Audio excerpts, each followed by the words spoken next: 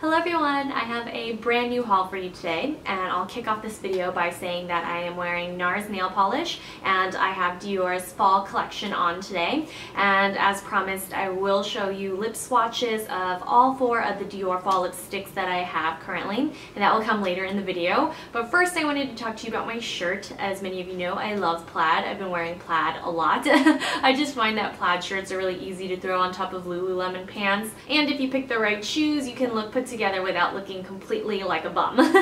So speaking of sneakers, I have these Superga, I think that's how you pronounce it, sneakers, and I had been eyeing these for a while because Converses are really uncomfortable. I have high arches, so when I wear Converses my feet are in so much pain by the end of the day. It's not even worth wearing sneakers. I might as well just wear Nike running shoes. But these Superga sneakers are the best non-athletic sneakers I have ever worn. I love the platform. It gives me a little bit more height. I'm only 5 feet tall, so every half inch or even an inch counts a lot, and so I find that these are really comfortable. They do get dirty easily, but that's, you know, typical of any white sneaker. But I just wanted to share that I got these in a 36, and I think I could have sized down to a 35.5. In most heels I wear a 35.5, and in sneakers I usually size up to 36, but these are a little loose, so I recommend sizing a half size down. But I really love the sneakers. They're super comfortable, perfect for summer, all year round. The older I get, the less time I want to spend in heels and the more time I want to spend in sneakers, so if you're interested in giving them a try, I highly recommend them. And actually, since I got sidetracked by the shoes, we'll go back to the shirt. I am in love with this Rails brand. They are based out of LA, and I have 3 other shirts thus far. I ordered my very first one from Daily Look, which is the Hunter, I believe, and I like this one the best because it has the shortest length. It's super ultra lightweight, and it's really baby soft. It's like touching Bo's fur. And for those that don't know, Bo is my dog, who is an Australian Shepherd puppy. He's the softest thing on the planet, and this is about as close as it gets when it comes to clothes.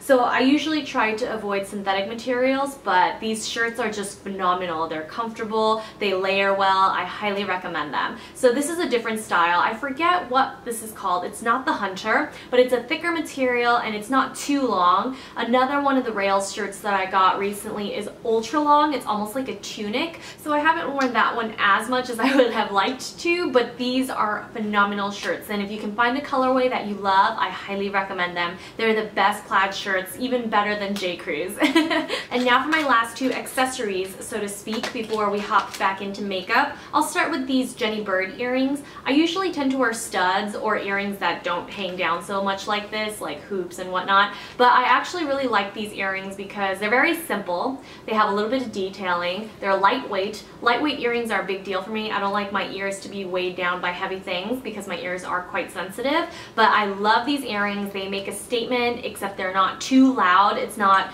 as retro as large, extra large hoop earrings, but I like shapes that elongate my face since I am a little bit round in the eye area here. So I do love these earrings and I highly recommend them. They also come in gold, so definitely check these out. And next I have my Hot Tools curling iron, and I haven't used a curling iron in years, but I bought this off of Hautelook.com because I wanted a traditional curling iron, because as much as I love my Amika and my Seidu curling wands, I just wanted the ends to look a little bit more wrapped, I guess. It's just a little bit cleaner look to the curl, so it's more traditional, but I got these really big wavy curls that I've been wearing in my last 2 videos, my Shiomura fall video and this video, with this 1.5 inch curling iron, and I really love this. I think it's a nano ceramic iron, and I've tried the Hot Tools purple ceramic version before as well as the traditional gold, but this one is definitely my favorite, especially because the barrel is black and my red hair leaves signs of red hair everywhere. So that's just the nature of having red hair, I guess, but I absolutely love this and I highly recommend this as a budget buy for hair tools. Now for a little bit of fall makeup chat. I have been wearing my Clé de Peau nude lipstick. I think this is the extra rich or extra silky, I can't remember.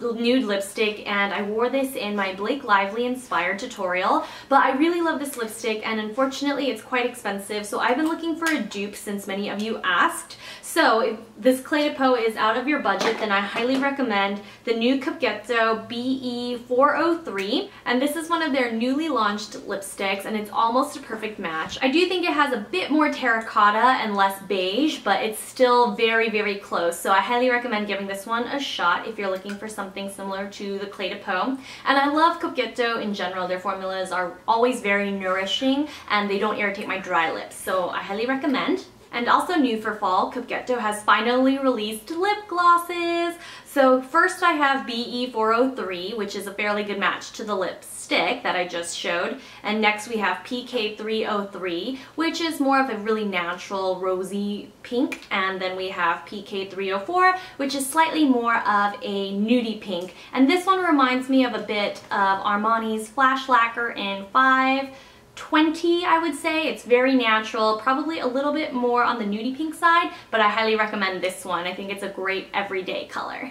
Next up we have the Nars nail polish that I was talking about. I'm wearing a minty green color, which I believe is pronounced Passos.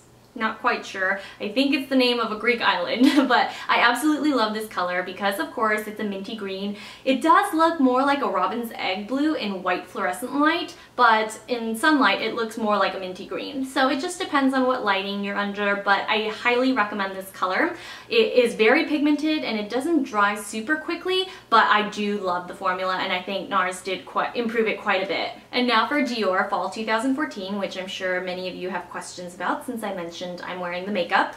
So first we'll start with the new eyeshadow palette. The quints have been repackaged and reformulated. I don't really see a huge difference in the reformulation because I already liked Dior eyeshadows, but this one is called number 96 Pied de Poule, and I am head over heels for this smoky palette. I just think it's a pretty unique combination because it has a golden highlighter shade, it has a gunmetal navy, and honestly I was impressed at first swipe. I just think that they layer well together. They're not too opaque, so it's easy to blend them, and I highly recommend this palette. I have already reviewed the lipsticks on my blog, but today I promised that I would show you the lipsticks in action. Today I'm wearing Bar, which is a nudie mauve, and I think it's a great nude lip, especially it has that dimension from the slightly metallic finish, but I'm going to show you the others in action right now.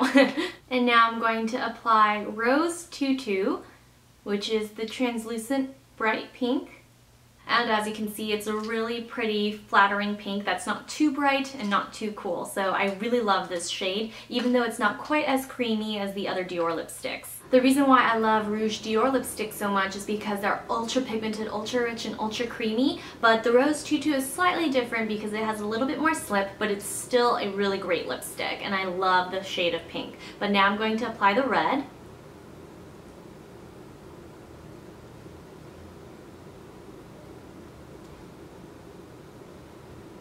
I think this red is just fabulous. It's very soothing, very comforting on the lips. So if you're looking for a true neutral red, definitely give Rouge Marseille a try.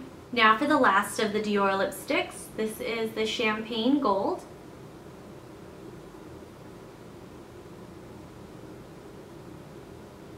It's definitely not a color that I would wear on its own, and it does help that I just applied the red underneath it, just because it adds a little bit more dimension to the color. You can layer this on top of a red. I think it would be fabulous as a luster accent, but I do think that it is more of a cosplay color, more for costume, more for evening wear, just to amp up the color of the lipstick that you have underneath it, like I'm wearing right now. So even though I took the red lipstick off, you can see it peeking through. This one is even more translucent than Rose Tutu, but it's a little bit more on the dry side, so it doesn't have as much slip. But ultimately, I love all four of the colors. I just like Bar and Rouge Marseille the best. And now we're gonna wrap up this haul video with some Korean makeup products, namely my Hera UV Mist Cushion Long Stay. So I haven't been able to find a retailer in America that sells this, but I recently discovered peachandlily.com, and they stock the Hera cushion. So I have this in C23,